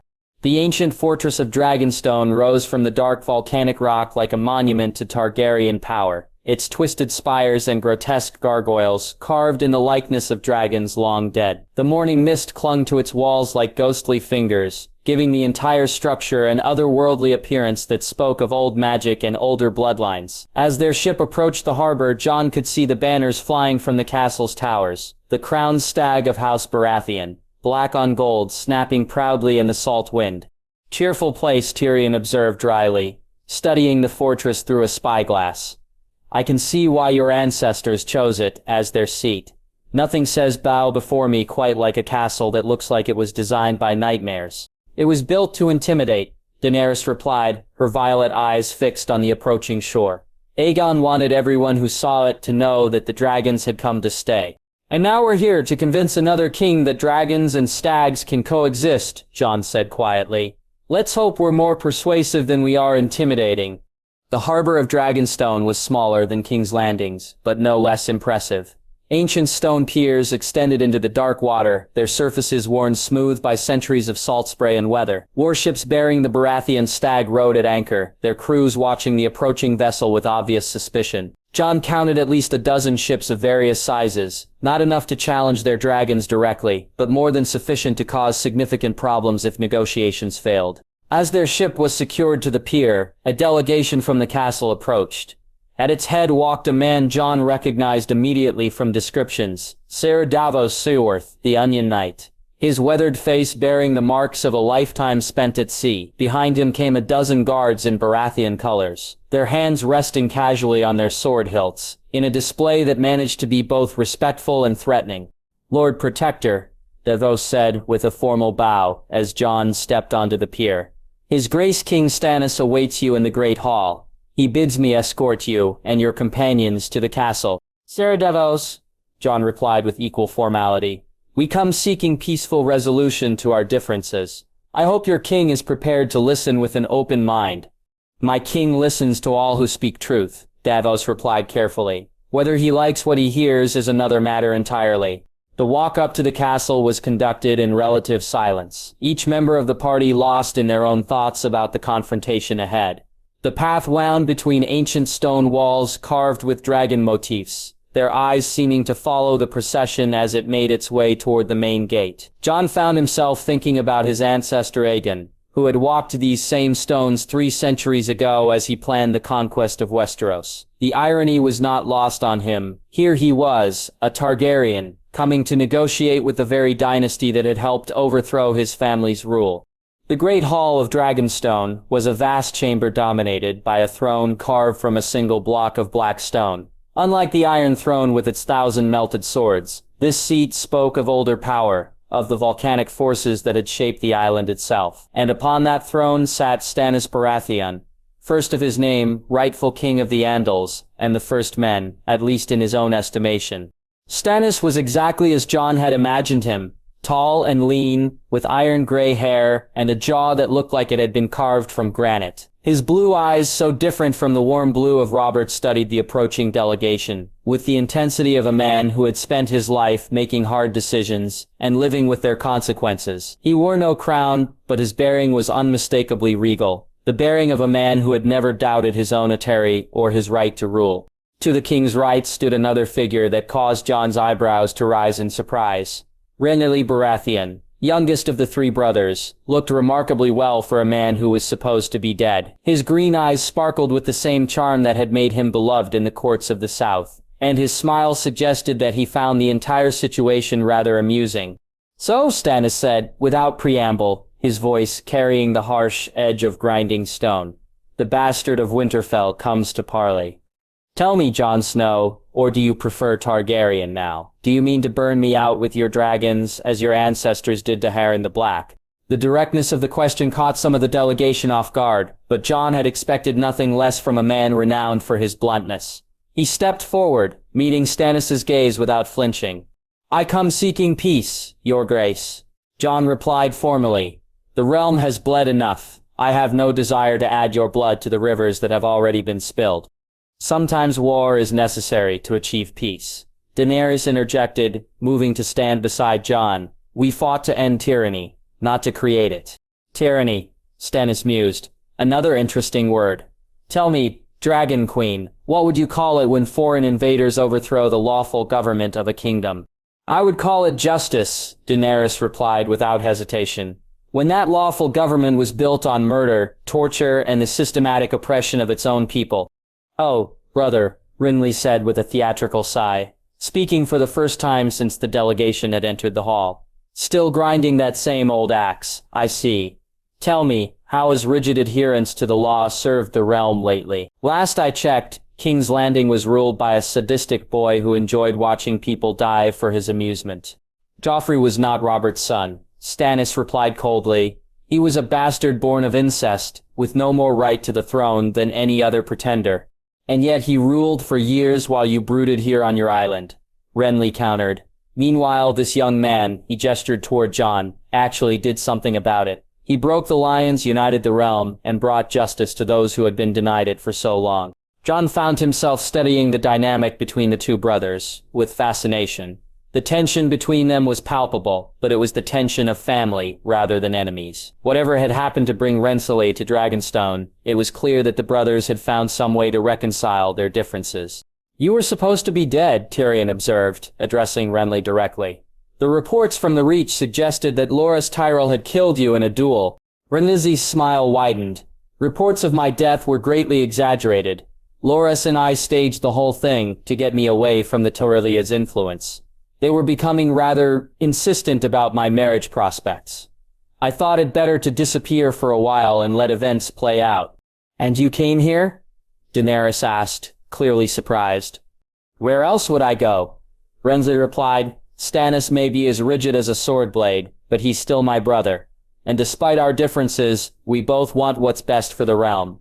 "What's best for the realm," Stannis said, his voice heavy with conviction, "is lawful rule, order, discipline, not the chaos that comes from allowing anyone with sufficient force to claim a crown."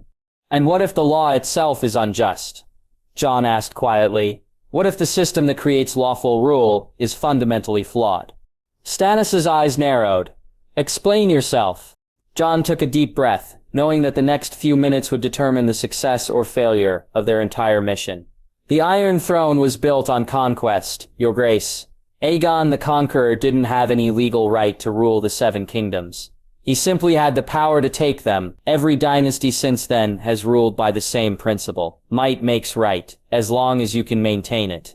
That is the nature of kingship." Stannis replied. "Power must be exercised by someone.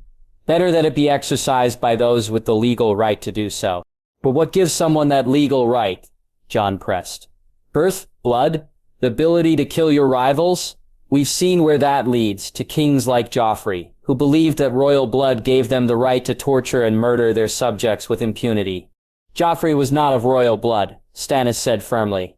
He was a bastard. And what of Varys? Daenerys asked, her voice carefully controlled. My father was unquestionably of royal blood, born to the throne by every law of succession. Does that make his actions any less monstrous? Stannis was quiet for a long moment, his jaw working as he considered the question. Finally, he spoke. Your father was mad. Madness can afflict any bloodline. Exactly, Jon said, seizing on the admission. Which is why we need a system that doesn't depend on the accidents of birth or the whims of individual rulers. A system where power is earned through service, where leaders are accountable to those they govern. You speak of ideals, Stannis said dismissively. The realm is not governed by ideals. It is governed by hard realities, by the need for order and discipline. And who better to provide that order and discipline than you? Renly interjected smoothly. Brother, you've spent your entire life in service to duty and justice. These people aren't asking you to abandon those principles. They're asking you to serve them in a new way. They're asking me to abandon my rightful claim to the throne, Stannis corrected. They're asking you to help them build something better than a throne, Jon said. Your Grace, you've never wanted to be king for personal glory. You've wanted to be king because you believe it's your duty to serve the realm. What if I told you that you could serve that same duty, uphold those same principles of justice and order, without needing to wear a crown? I would say you were speaking in riddles, Stannis replied, but there was a note of curiosity in his voice. No riddles, Jon said. Just a simple truth. The realm needs your skills, your dedication, your unwavering commitment to justice. But it doesn't need another king. It needs leaders who understand that true authority comes from service, not from the ability to command. You're asking me to serve under you, Stannis said bluntly. I'm asking you to serve with us, Jon corrected. As an equal partner in building a realm where justice actually means something, where the law protects the innocent rather than enabling the powerful. Davos Seaworth, who had been standing silently near the throne, finally spoke up. My king, if I may, I've served you faithfully for years because I believe in your commitment to justice. But I've also seen what happens when good men refuse to compromise, when they choose rigid principle over practical solutions. The realm cannot afford another war between claimants to the throne. These people offer a chance for peace, for healing. Perhaps it's worth considering. You would have me kneel to a bastard and a foreign queen? Stannis asked, his voice dangerous. I would have you kneel to justice, Davos replied calmly. To the idea that the realm's welfare matters more than any individual's claim to power. Thoros of Myr stepped forward, his red robes rustling in the silence of the great hall. Your Grace, I have served the Lord of Light for many years, and I have seen his fire reveal many truths. One of those truths is that the night is coming. Not just the physical darkness of winter, but the spiritual darkness of injustice and oppression. The Lord of Light cares nothing for crowns or thrones. He cares only that his servants fight against the darkness, wherever it may be found. And you believe these usurpers serve your God? Stannis asked skeptically. I believe they serve justice, Thoros replied, and justice is the light that drives back the darkness. Your Grace, you have always been a servant of justice, even when it was difficult, even when it cost you personally. The Lord of Light asks no more of you now than he has always asked, that you serve the light, regardless of the form that service takes. The great hall fell silent as Stannis considered the words that had been spoken. Jon could see the internal struggle playing out on the man's face, the conflict between his rigid sense of duty and law and his deeper commitment to justice and the welfare of the realm. It was a battle between the letter of the law and its spirit, between tradition and necessity. Finally, Renly broke the silence with a soft chuckle. You know, brother, there's something rather liberating about not having to wear a crown. No one expects you to smile and make pleasant conversation with people you despise. No one forces you to attend tedious court functions or listen to endless petitions about grain taxes. You could focus entirely on what you do best, ensuring that justice is done and the realm is properly governed. You make it sound appealing, Stannis said dryly. Because it is appealing. Renly replied, think about it, no more worrying about succession. No more dealing with ambitious lords who want to marry their daughters to the king. No more balancing the competing interests of different regions. Just pure focused service to the realm's welfare. And what role would I play in this new order? Stannis asked, addressing Jon directly. Whatever role best serves your talents and the realm's needs, Jon replied. Master of laws, perhaps, ensuring that our new system of justice is properly implemented and maintained. Or master of ships, using your naval expertise to protect our coasts and maintain order at sea. The specific title matters less than the work itself. You would trust me with such authority? Stannis asked, his eyebrows rising slightly.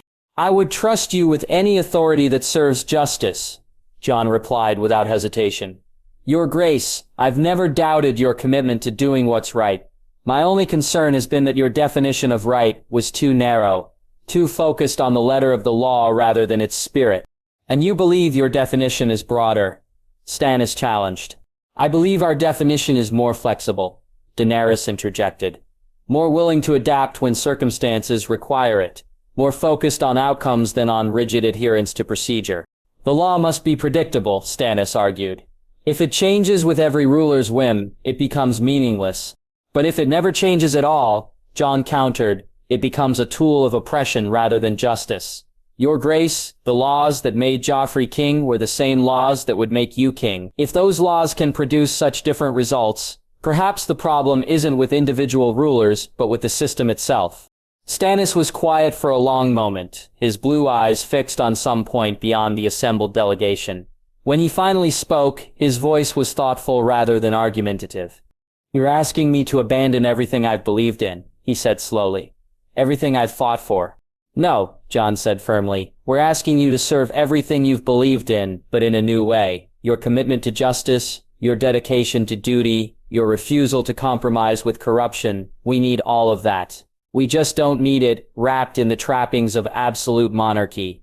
The realm needs your strength, brother, Renly added softly. Your integrity, your unwillingness to bend when bending would be wrong. But it doesn't need another war between Baratheons. It doesn't need the realm torn apart again by competing claims to a throne that has brought nothing but misery to everyone who sat on it.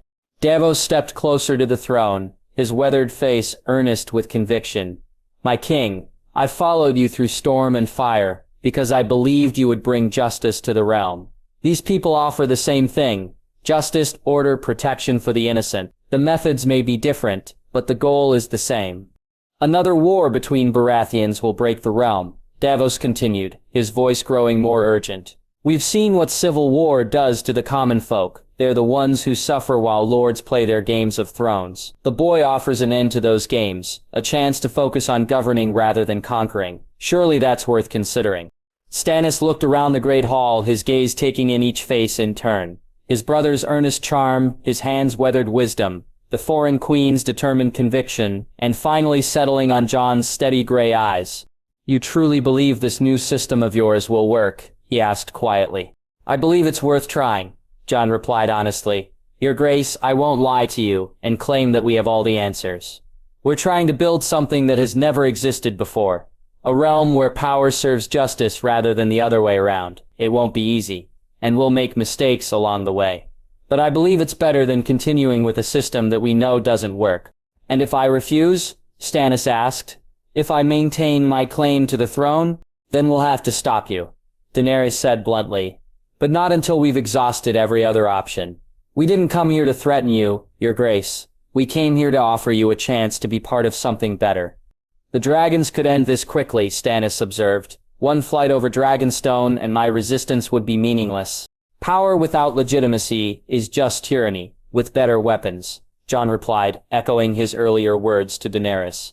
We don't want your submission out of fear. We want your partnership out of conviction. Stannis stood slowly from his throne, his tall frame unfolding with the deliberate precision that characterized all his movements. He walked to one of the great windows that looked out over the harbor, where their ship rode at anchor beside his own warships. I have spent my entire life in service to duty, he said finally, his back still turned to the assembled group. Duty to my king, duty to the realm, duty to the law. It has not been an easy life, but it has been a purposeful one. He turned back to face them, his expression unreadable. You ask me to redefine that duty, to serve the same principles in a new way. It is not an easy thing to ask. The best things rarely are, Renly said gently. No, Stannis agreed. They are not. The silence stretched out, tense with anticipation. Jon found himself holding his breath, aware that the next few moments would determine not just the fate of their mission, but potentially the future of the Seven Kingdoms. Finally, Stannis Baratheon, first of his name, rightful king of the Andals and the First Men, made his decision. He knelt. The sound of his knee hitting the stone floor echoed through the great hall like a thunderclap. Around the chamber, guards and courtiers stared in shock at the sight of their king bowing before the bastard of Winterfell and the Dragon Queen. I, Stannis of House Baratheon, do hereby acknowledge Jon Targaryen and Daenerys Targaryen as the rightful protectors of the realm, he said, his voice carrying clearly through the stunned silence. I pledge my sword, my ships, and my service to the cause of justice and the welfare of the Seven Kingdoms. Jon felt a wave of relief wash over him, so powerful that his knees nearly buckled. They had done it. They had convinced the most stubborn, principled man in Westeros to join their cause without bloodshed. Rise, Lord Stannis, Jon said formally. The realm has need of your service, and we are honored to have it. As Stannis stood, Renly stepped forward with a grin that could have lit up the entire castle. Well, if my dear brother is kneeling, I suppose I should follow suit. He dropped to one knee with theatrical flourish, his green eyes sparkling with amusement. I, Renly of House Baratheon, pledge my charm, my wit, my connections throughout the southern kingdoms, and whatever men I can muster to your cause. Though I do hope the work will be more interesting than Stannis usually prefers. Rise, Lord Renly, Daenerys said, unable to suppress a small smile at his irreverent manner. I suspect we'll have plenty of interesting work for both of you. As the formal ceremonies concluded and the various parties began to discuss the practical details of their new alliance, Jon found himself reflecting on what they had accomplished. They had faced down a potential civil war with words rather than weapons, with reason rather than force. It was exactly the kind of victory that their new system of government needed to establish its legitimacy. Later, as they prepared to return to King's Landing with their new allies, Daenerys pulled Jon aside for a private conversation. You did something remarkable today, she said, her violet eyes bright with admiration. You convinced the most stubborn man in Westeros to abandon his life's ambition without threatening him, without bribing him, without using any of the traditional tools of power. No, Daenerys said firmly. You convinced him. With truth, with sincerity, with the simple recognition that he was a good man who wanted to do right by the realm. You win lords not with fear, but with truth.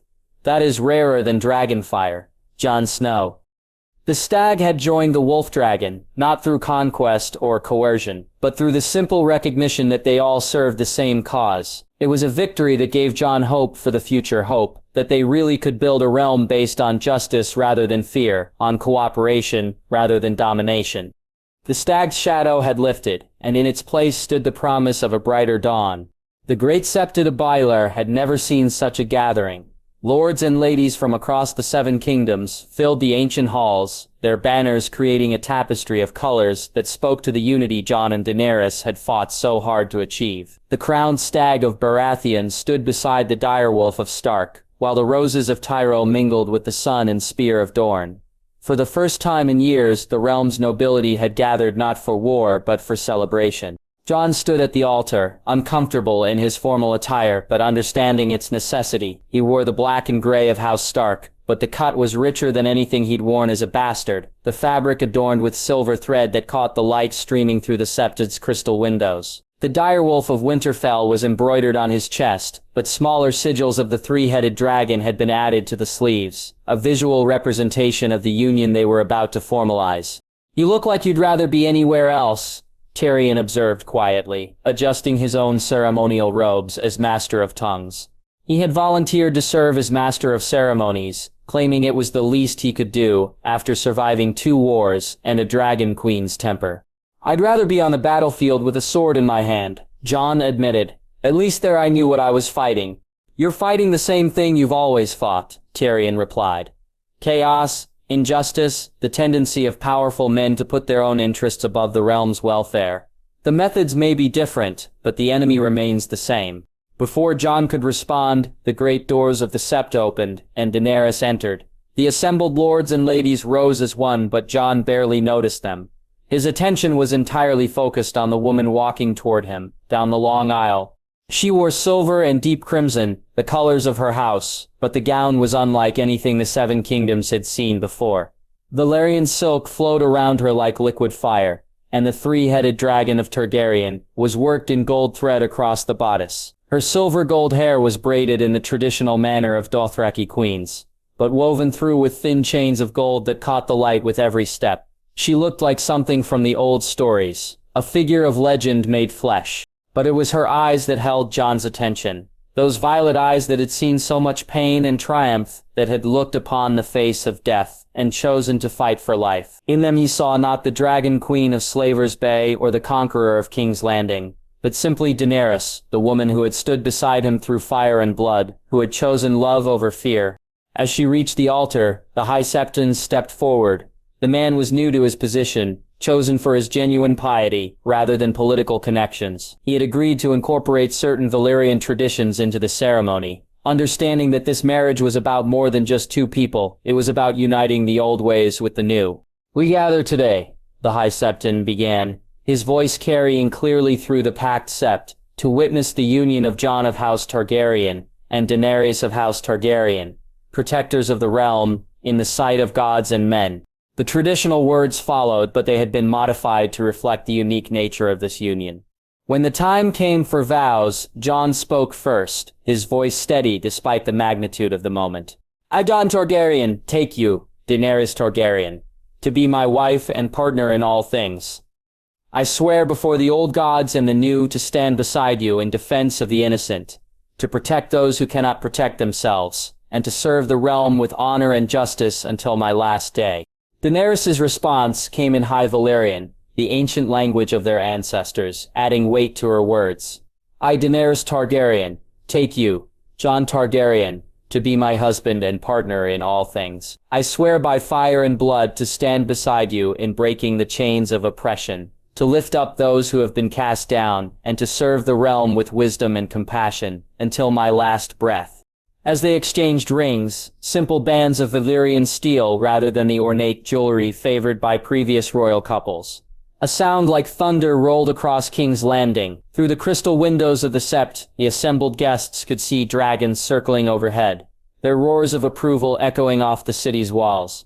"By the power vested in me by the Seven," the High Septon declared, "I now pronounce you husband and wife, united in the sight of gods and men. May your union bring peace to the realm and joy to your hearts." The kiss that followed was brief but heartfelt, and as their lips met, the dragon's roars reached a crescendo that seemed to shake the very foundations of the sept. When they parted, Jon saw tears in Daenerys' eyes, tears of joy, of relief, of hope for the future they would build together. The feast that followed was held in the Red Keep's Great Hall, which had been transformed for the occasion.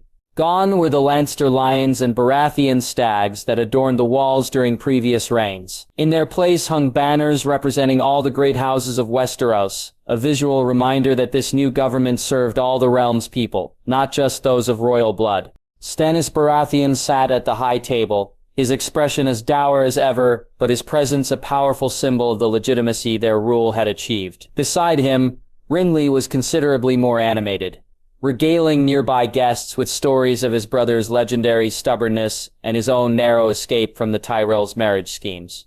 "I must admit," Renly said, raising his cup in a toast, "when I first heard that a bastard of Winterfell and a dragon queen had conquered King's Landing, I thought the realm had gone mad. But seeing you both now, seeing what you've accomplished, perhaps madness was exactly what we needed." "Careful, brother," Stannis warned dryly. "Compliments don't suit you." "Neither does sobriety," Renly replied with a grin, "but I'm managing both tonight." Across the hall, Ned Stark sat with several northern lords, their conversation more subdued, but no less significant. Jon could see the concern in some of their faces. The North had never been comfortable with Targaryen rule, and old prejudices died hard. "She's not her father," Ned was saying, his voice carrying the authority of a man who had known both Aerys and Daenerys personally. "I've seen her in battle, seen her make difficult decisions under pressure. She chooses mercy when she can. Justice when she must. The realm could do far worse. But a Targaryen on the throne again, Lord Karstark muttered. After what the Mad King did. The Mad King is dead, Ned replied firmly. His daughter is not responsible for his crimes, any more than Jon is responsible for the sins of every Stark who came before him. Judge her by her actions, not her bloodline. And her actions have been to stand beside our Jon, added Maggie Mormont, her weathered face set in determined lines. She could have taken the throne by force, burned King's Landing to ash, like her ancestors did to Harrenhal. Instead, she chose to share power, to build something new. That speaks well of her character. The conversation was interrupted by Tyrion climbing onto a chair, his cup raised high. Lords and ladies, he called out, his voice carrying over the din of conversation. I propose a toast to our newly-wed protectors. This union represents more than just the joining of two hearts. It represents the joining of ice and fire, of north and south, of the old ways and the new. It is, dare I say, worth 1,000 swords more than wildfire ever was. The reference to his role in the Battle of the Blackwater drew laughter from those who understood it, and cups were raised throughout the hall. But even as the celebration continued around them, Jon noticed Thoros of Myr sitting alone at one of the lower tables, staring into his wine with an expression of deep concern. The Red Priest looks troubled, Daenerys observed, following Jon's gaze. Thoros sees things in the flames, Jon replied quietly. Not always pleasant things. As if summoned by their attention, Thoros looked up, his eyes meeting Jon's across the crowded hall. The priest raised his cup in a half-hearted salute, but his expression remained grim. Jon made a mental note to speak with him privately, once the festivities concluded. The evening wore on with the usual mix of political maneuvering and genuine celebration that characterized royal weddings. Lords who had been enemies weeks ago now shared drinks and discussed trade agreements. Ladies who had whispered about the Dragon Queen's foreign ways now praised her beauty and grace. It was exactly the kind of healing the realm needed, but Jon couldn't shake the feeling that it was fragile, temporary. You're brooding, Daenerys said, as they finally retired to their private chambers in the Red Keep. The Solar had been prepared for them with care. Stark and Targaryen banners hung side by side, and a fire crackled warmly in the hearth despite the late spring weather. I never wanted this, Jon admitted, gesturing vaguely at the crown that sat on a nearby table. The crowns, the ceremony, the fanfare. I just wanted to stop people from dying needlessly. And you have, Daenerys replied, moving to stand beside him at the window that looked out over King's Landing. Look at the city, Jon. Look at the lights in the windows. The people going about their lives without fear. You've given them something precious. Peace. For now, Jon said, but peace is fragile. It requires constant vigilance, constant work to maintain. Then we'll maintain it, Daenerys said simply. Together. That's what marriage means, isn't it? Sharing the burden, supporting each other through whatever comes. Jon turned to look at her, seeing not the Dragon Queen, but the woman who had chosen to stand beside him, despite having every reason to claim the throne for herself. I used to think I was destined to be alone, he said quietly. A bastard, someone who would never have a family or a home. And I thought I was destined to stay alone, Daenerys replied. To be feared rather than loved, to rule through strength rather than partnership. But perhaps our destinies were always meant to intertwine. Their conversation was interrupted by a soft knock at the door. Jon opened it to find a young page, his face flushed with the urgency of his message. Forgive the intrusion, Your Grace, the boy said breathlessly, but ravens have arrived from the wall, the maester said. They were marked urgent. Jon took the scrolls with a growing sense of unease.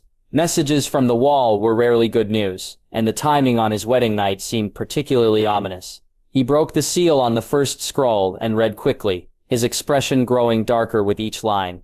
What is it? Daenerys asked, seeing his reaction. Uncle Benjen, Jon replied, handing her the scroll. Strange sightings north of the wall, pale shapes in the snow, dead men walking. The wildlings are fleeing south in greater numbers. Daenerys read the message, her violet eyes reflecting the firelight. The Night King? It has to be, Jon said, opening the second scroll. This one was from the Lord Commander of the Night's Watch, and its contents were even more disturbing. Entire wildling villages found empty. No signs of battle, but no signs of life either. And the cold. It's getting worse. Even though we should still have months before winter truly arrives. A chill ran through the room that had nothing to do with the weather. For some time now they had known this moment would come eventually. The threat beyond the wall had been growing for years, gathering strength while the Seven Kingdoms tore themselves apart with civil war. But knowing it was coming and facing the reality of it were two very different things. "How long do we have?" Daenerys asked. "Unknown," Jon replied. "Could be months, could be weeks. The wall has held for 8,000 years, but walls can be broken," Daenerys finished. "Especially by those who know their weaknesses." They stood together in silence, the weight of this new threat settling over them like a shroud. Outside their window, King's Landing continued its celebration, unaware that the real war, the war for the survival of all living things, was about to begin. "The realm is finally united," Jon said quietly.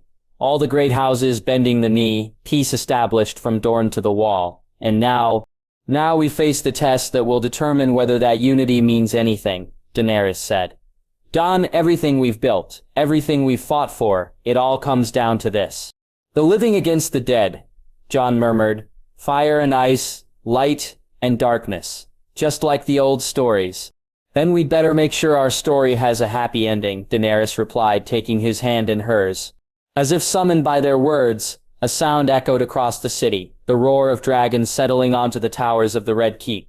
Through their window they could see Tyrion's massive form silhouetted against the night sky, his eyes glowing like embers in the darkness.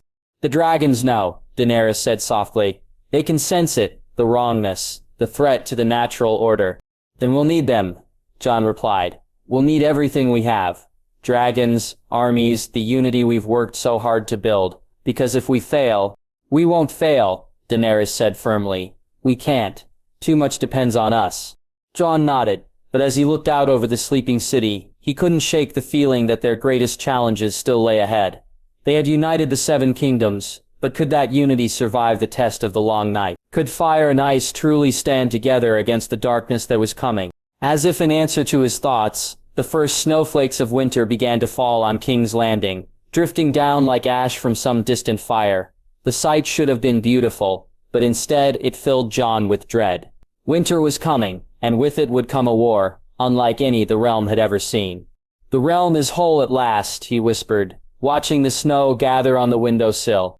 "Then it is time to protect it from what comes," Daenerys answered, her voice carrying the steel of dragons and the warmth of dragon fire. The wedding was over. The celebration concluded. But the real test of their union and their rule was just beginning.